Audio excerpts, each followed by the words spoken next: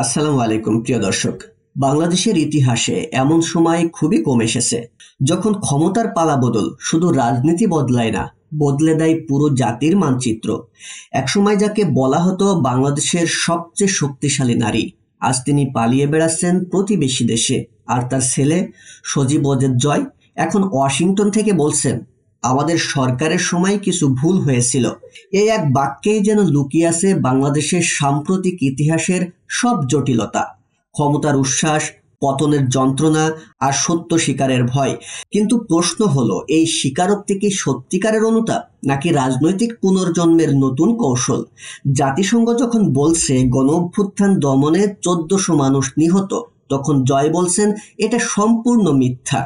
আরো বড় প্রশ্ন হচ্ছে, যখন জয় জাতিসংঘের হত্যার প্রতিবেদনকে অস্বীকার করছেন, তখন কি তিনি নিজের সরকারের অতীতকে ধুয়ে মুছে নতুন এক বয়ান দাঁড় করাতে চাইছেন? এই প্রতিবেদন সেই সত্য অনুসন্ধান করার চেষ্টা করবে।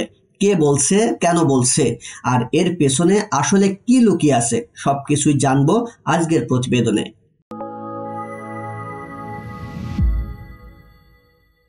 ছাত্র জনতার অভ্যুত্থানে শেখ হাসিনার পতন হয়। এটি শুধু একটি সরকারের পতন নয়, এটি ছিল জনগণের ক্রোধ, দীর্ঘদিনের অবরুদ্ধ কণ্ঠের বিস্ফোরণ। ১৫ বছর ধরে যারা ক্ষমতার চূড়ায় ছিল, তারা আজ নিজেদের রক্ষার ব্যস্ততায় ভারতে, বিদেশে, আদালতের কাঠগড়ায় দৌড়াদৌড়ি করছেন।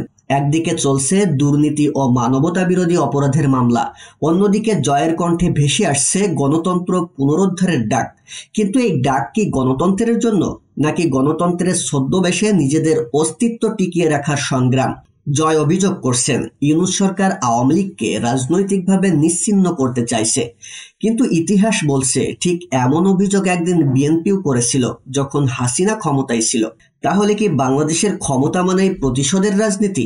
মানবাধিকার সংস্থা হিউম্যান রাইটস ওয়াচ সহ ৬টি আন্তর্জাতিক সংগঠন বলছে, আওয়ামী লীগের উপর অতিরিক্ত নিষেধাজ্ঞা গণতান্ত্রিক নীতির পরিপন্থী।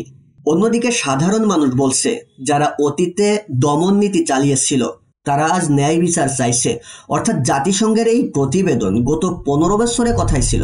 ইউনূস সরকার যখন সংস্কার আর ন্যায় বিচারের কথা বলছে, তখন তাদের বিরুদ্ধে উঠছে রাজনৈতিক প্রতিশোধ ও মানবাধিকার লঙ্ঘনের অভিযোগ। অর্থাৎ পুরনো অসুখের নাম পাল্টেছে, কিন্তু রোগ এখনো একই রয়ে গেছে। তরুণ প্রজন্মের মধ্যে এখন প্রশ্ন, গণতন্ত্র মানে কি শুধু ক্ষমতার রদবদল, নাকি জনগণের ক্ষমতায়ন?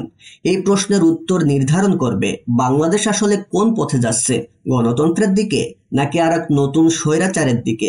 সজীব ওয়াজেদ জয় বলছেন, আমাদের ভুল হয়েছিল, কিন্তু তিনি বলেননি ভুলটা ঠিক কি ছিল। যতদিন সেই প্রশ্নের উত্তর না আসে, ততদিন বাংলাদেশের রাজনীতি ঘুরবে একই বৃত্তে। ক্ষমতা বদলায়, মুখও বদলায়, কিন্তু বদলায় না সেই পুরনো মন মানসিকতা, যেখানে বিরোধী মানেই শত্রুতা আর ভিন্ন মত মানেই অপরাধ।